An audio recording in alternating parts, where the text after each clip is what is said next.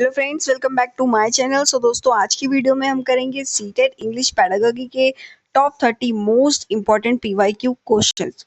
तो चलिए दोस्तों, बिना टाइम वेस्ट करे वीडियो को स्टार्ट करते हैं। सबसे पहला क्वेश्चन आता है, the main aim of teaching English at the elementary stage is to. दोस्तों, इंग्लिश टीचिंग का जो मेन एम होता है एलिमेंट्री स्टेज पर, वो क्या होता है? तो दोस्तों, इसका ऑप्शन नंबर सी करेक्ट है, develop communicative competence.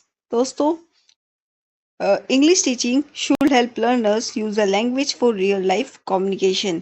As you all know, English teaching help करती है लर्नर को कि वो लैंग्वेज का यूज कर सके अपनी रियल लाइफ कम्युनिकेशन में। दोस्तों, इसका ऑप्शन सी हो जाएगा correct. Now question number 2, which approach emphasizes learning through interaction and communication? दोस्तों, इसका आंसर हो जाएगा option C, communicative language teaching. मतलब दोस्तों, कम्युनिकेटिव लैंग्वेज टीचिंग जो है वो फोकस करती है मीनिंगफुल कम्युनिकेशन पे इन रियल लाइफ सिचुएशन में। तो दोस्तों, इसका आंसर हो जाएगा option C. Now let's move to question number 3, which of the following is a product skill? तो दोस्तों, इसमें से कौन सा प्रोडक्ट स्किल है? तो दोस्तों, as you all know, reading, option C, reading एक प्रोडक्ट स्किल है क्योंकि reading and writing outcome of learning है। Now question number 4, which of the following is a process skill? तो दोस्तों, इसमें से कौन सा प्रोसेस स्किल है? तो दोस्तों, इसमें से जो प्रोसेस स्किल है वो है ऑप्शन सी, लिसनिंग। तो दोस्तों, प्रोसेस स्किल लिसनिंग क्यों है? Listening as speaking involve processing, क्योंकि इसमें क्या इन्वॉल्व होता है? प्रोसेसिंग। हम प्रोसेसिंग करते हैं, हम सुनते हैं और स्पीकिंग में हम बोलते हैं। Option C is correct. Now let's move to question number 5, the teacher should encourage learners to use English in the classroom by. दोस्तों, जो टीचर है वो लर्नर्स को कैसे इंकरेज करते हैं कि वो इंग्लिश का यूज कर सके क्लास में? दोस्तों, जो टीचर्स है वो giving opportunities for practices, option C is correct. तो दोस्तों, जितनी ज्यादा जो स्टूडेंट्स है वो प्रैक्टिस करेंगे, इंटरेक्शन करेंगे, उतना ज़्यादा उनका कॉन्फिडेंस बिल्ड होगा लैंग्वेज को यूज़ करने में। दोस्तों, इसका ऑप्शन हो जाएगा option number C, giving opportunities for practice. Now question number 6, which of the following is the best technique to develop vocabulary? तो दोस्तों, वोकेबलरी को डेवलप करने के लिए सबसे बेस्ट टेक्निक कौन सी है? तो वो है option C, using word in context. मतलब कि दोस्तों, word learned in context are easily understood and remembered. दोस्तों, इसका ऑप्शन सी हो जाएगा करेक्ट। दोस्तों, ये क्वेश्चन बहुत ज़्यादा इंपॉर्टेंट है और आपके एग्जाम पॉइंट ऑफ व्यू से मोस्ट रिपीटेड क्वेश्चंस हैं। तो इनको ध्यान से सुनिए, समझिए और लर्न कर लीजिए। Language games and activities are important because they. दोस्तों, जो लैंग्वेज गेम्स होती हैं, एक्टिविटीज होती हैं, वो इम्पोर्टेंट होती हैं। क्यों? क्योंकि देखिए दोस्तों, कई ऑप्शन ऐसे होते हैं आपको पढ़ के ही पता लग जाता है कि वो उसका आंसर नहीं होगा। जैसे वेस्ट क्लासरूम टाइम, ये तो कोई मतलब ही नहीं बनता। मेक लर्निंग बोरिंग, इससे लर्निंग बोरिंग कैसे हो सकती है? आर ओनली फॉर फन, सिर्फ फन के लिए लर्निंग लैंग्वेज गेम्स को आप खेल सकते हैं? नहीं, आपको कुछ लर्न करने को भी मिलेगा। तो इसका ऑप्शन हो जाएगा option number C, create interest and participation. दोस्तों, जो गेम्स एंड एक्टिविटीज होती हैं वो लर्निंग को इंजॉयबल बनाती हैं एंड एक्टिव करती है लर्नर्स को कि वो कुछ नया सीख सके। Now question number 8, which teaching add is most useful for teaching pronunciation? दोस्तों, कौन सी टीचिंग एड है जो बहुत ज़्यादा यूजफुल है प्रोनाउंसिएशन टीच करने में? दोस्तों, वो है audio visual ads. Audio visual ads जो होती हैं वो करेक्ट प्रोनाउंसिएशन बताती हैं लिसनिंग एंड वॉचिंग। मतलब कि जब बच्चा सुनता है, जब लर्नर सुनता है और देखता है।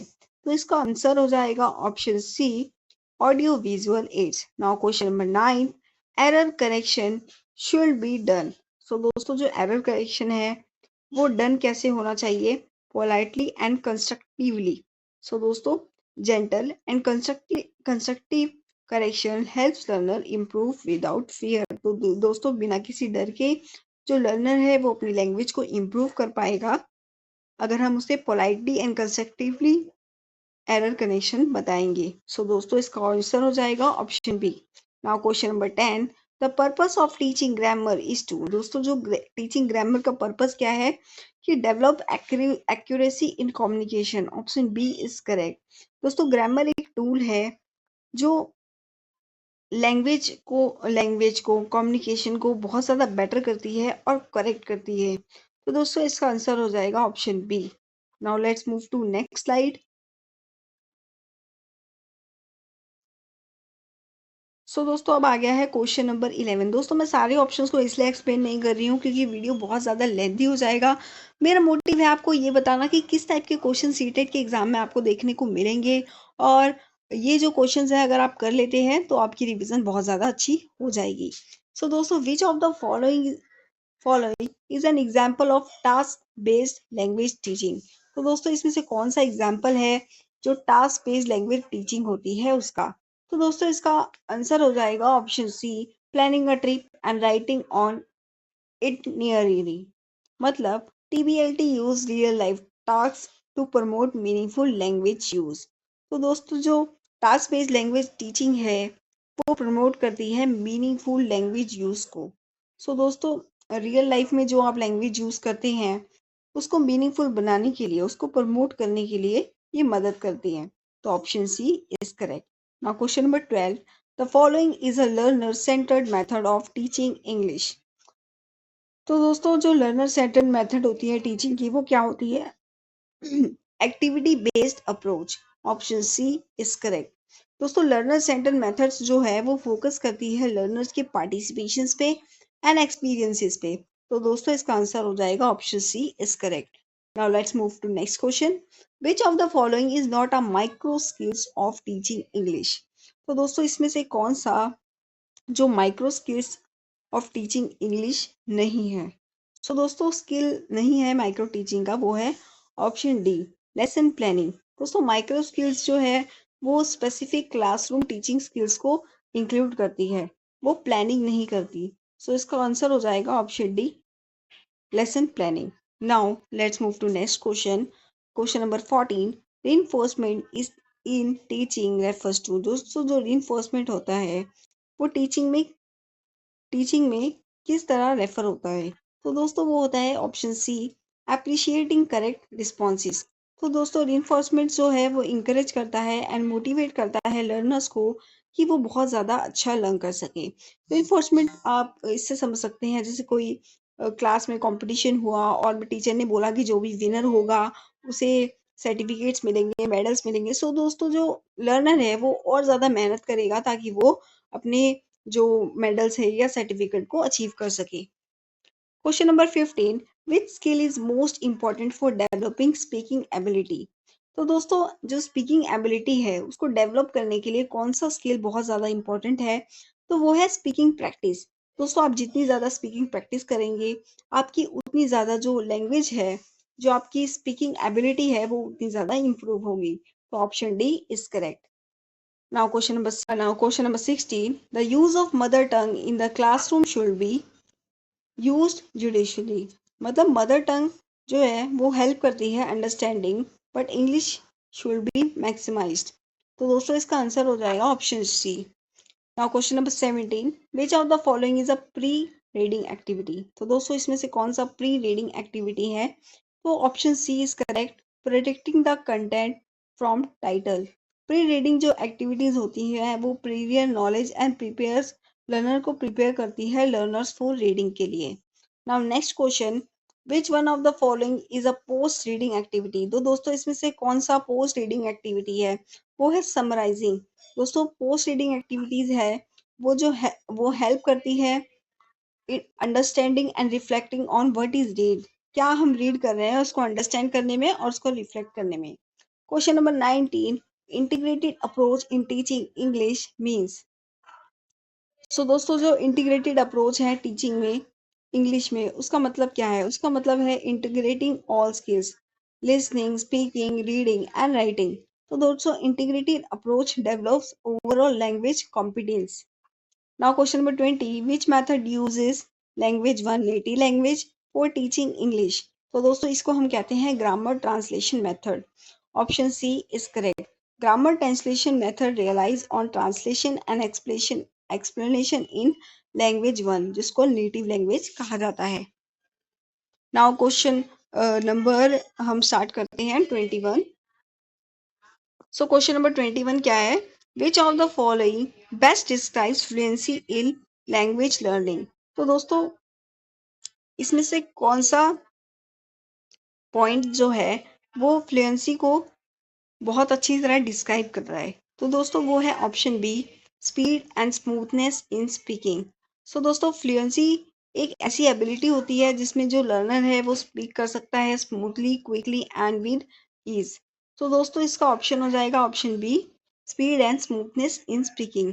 तो now question number 22, the silent period in second language acquisition is. तो दोस्तों जो सेकंड लैंग्वेज होती है उसमें जो साइलेंट पीरियड होता है एक्विजिशन में, वो क्या होता है? वो होता है दोस्तों option B, the time when learners remain silent. वो टाइम जब लर्नर बहुत ज़्यादा साइलेंट रहता है। In the silent period learners listen and understand but do not speak. उसमें वो बोलेगा नहीं, वो लिसन करेगा और समझेगा। Question number 23, which of the following is an example of scaffolding in English teaching. तो दोस्तों इसमें से कौन सा एग्जाम्पल है स्कैफोल्डिंग का इंग्लिश टीचिंग में? तो दोस्तों option B, helping learners gradually and reducing support. So दोस्तों जो स्कैफोल्डिंग का आप कह सकते हैं टॉपिक है, वो support learner step by step until they can do it independently. वो सपोर्ट करता है लर्नर को स्टेप बाय स्टेप जब तक वो खुद इंडिपेंडेंटली उस सम को नहीं कर लेता। दोस्तों आप किसी की भी मदद लेते हैं, फॉर एग्जांपल टीचर, पेरेंट्स या फिर आपके पीयर ग्रुप्स की, सो वो आपकी तब तक हेल्प करेंगे जब आप उसको इंडिपेंडेंटली नहीं करने लगते। दोस्तों यही होता है स्कैफोल्डिंग। ना तो इसका आंसर हो जाएगा option B. Now question number 24, total physical response TPR is based on. दोस्तों टीपीआर का मतलब क्या होता है, किस पे बेस्ड होता है? ये बेस्ड होता है लिसनिंग एंड फिजिकल एक्शंस पे। TPR method links listening with physical movement and actions. Question number 25. Which of the following is a good technique for teaching vocabulary? So दोस्तों vocabulary teach करने के लिए इसमें से सबसे अच्छी गुड टेक्निक कौन सी है? जो ऑप्शन दिए गए हैं आपको बताना है। तो दोस्तों using words in sentence, option B. तो दोस्तों vocabulary जो है वो बेस्ट लर्न होती है when words are used in context, जब आप वर्ड्स को कॉन्टेक्स्ट में यूज करते हैं। Question number 26, which of the following material is best for teaching reading. तो दोस्तों इसमें से कौन सा मटेरियल बेस्ट है आपको टीचिंग रीडिंग करने के लिए? सो दोस्तों option B, learner age interest and level. Reading material should be based on learners age interest and proficiency level. Now question number 27, what is the best way to correct students error. तो दोस्तों students error को मिटाने के लिए आपको कौन सा best method use करना पड़ता है एक टीचर को? सो दोस्तों correct gently and constructively. Question number C is correct. Now question number 28, which of the following is a listening activity. तो दोस्तों इसमें से कौन सी लिसनिंग एक्टिविटी है? तो इसका आंसर हो जाएगा option C, listening to a story and answering questions. Listening involves understanding and spoken language. जो लिसनिंग है वो हमारी अंडरस्टैंडिंग को बढ़ाती है और जो हम लैंग्वेज को बोलते हैं उसको इम्प्रूव करती है। Now question number 25, 29, which of the following promotes autonomy in learners. तो दोस्तों इनमें से कौन से ऑप्शन में जो सॉरी दोस्तों, विच of the following promotes autonomy in learners. तो दोस्तों इनमें से कौन से में जो ऑटोनॉमी है लर्नर में वो प्रमोट करते हैं? ऑप्शन आपको बताना है। तो option B, encouraging learners to take responsibility. Learners autonomy develops confident and independent learning. Now question number 30, what is the role of songs and rhymes in teaching English. तो दोस्तों सॉन्ग्स एंड राइम्स का जो role है वो क्या है teaching English में? तो option B, help in memorisation, pronunciation and enjoyment. Option B is correct. तो दोस्तों song and rhymes make learning joyful and effective. तो दोस्तों ये थे कुछ इंपॉर्टेंट इंग्लिश के PYQ क्वेश्चंस। वीडियो अच्छी लगी तो प्लीज लाइक कीजिए, चैनल को सब्सक्राइब कीजिए।